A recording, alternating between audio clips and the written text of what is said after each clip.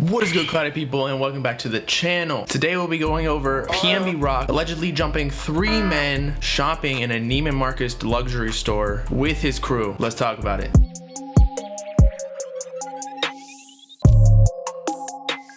Alright, so TMZ released a video today showing PNB Rock and his crew, along with PNB Mean, which is one of his main crew members, jumping 3 dudes that are just shopping in a Neiman Marcus at King of Prussia Mall outside of Philadelphia. Witnesses say PNB Rock rolled 5 deep, coming out of an Escalade, and just randomly attacked these 3 men pretty much unprovoked. After attack, they ran straight back to the Escalade and dipped. There was no formal complaint reported to the police, and the mall security refused to comment on the situation, but that does not mean that there won't be any complaint, because the statute of limitations for a crime such as this is actually 1 to 2 years depending on where you are. And if you don't know what statute of limitations is, it's basically how long the victim has before they can't file a police report on the incident. But it seems like gang activity, so I really don't expect any formal police report to be filed other than the mall and the store, because honestly that makes their store and mall look bad, so they may like open up, they might sue PNB Rock or something. That's up to them though, not me. And the reason I say it's gang-like activity is for the following reasons. But let's go over the video first, just because it's funny, and not that the dudes are getting beat up, because that is not funny at all, but you'll see what I'm talking about when PNB Rock tries to kick one of the dudes.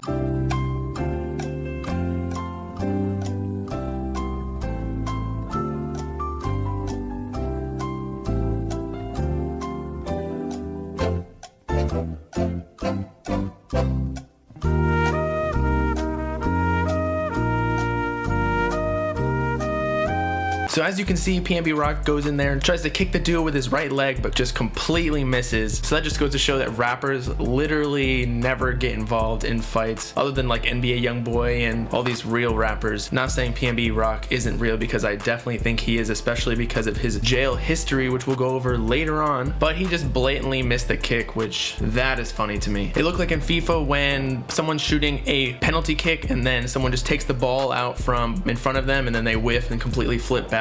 But anyway, we know this is PNB Rock because you can see in this Instagram post that he posted today that he's wearing the exact same outfit. You can see the yellow plaid, or whatever you call that, with the jeans. And then if we go back to the video, you can clearly see that this is PNB Rock down to the hat and the braids. And if you notice in the caption, it says, "I'm really a millionaire, still in the projects," which again hints towards gang activity. And if I were a betting man, I would say that PNB Rock, with his jail history, is definitely part of a gang, or used to be. But in this caption and with the stories that he took down, it pretty much just proves that rappers are professional snitches. And I'm not talking about just 6ix9ine, I'm talking about snitching on themselves. And yes, I guess it does relate to 6ix9ine, because he did snitch on himself as well, in addition to snitching on other people. But in PNB Rock's case, he gained like 1 or 2 points of street cred for jumping these 3 dudes who were just shopping at a luxury store, probably not ready for a fight whatsoever.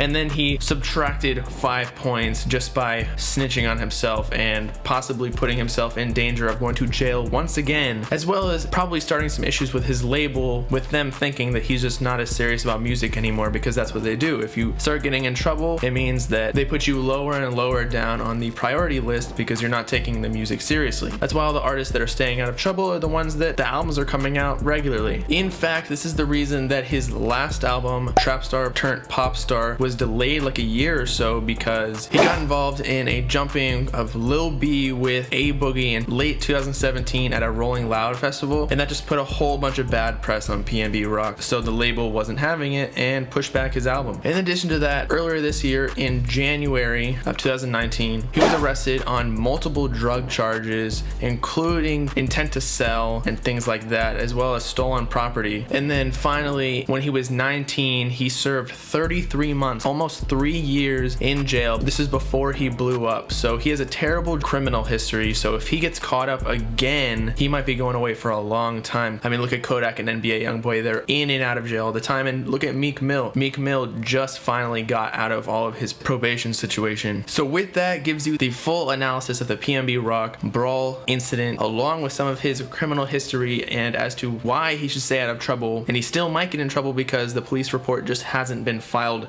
yet. So I'll see you next time. Peace out, people. Know what I'm saying? Prr.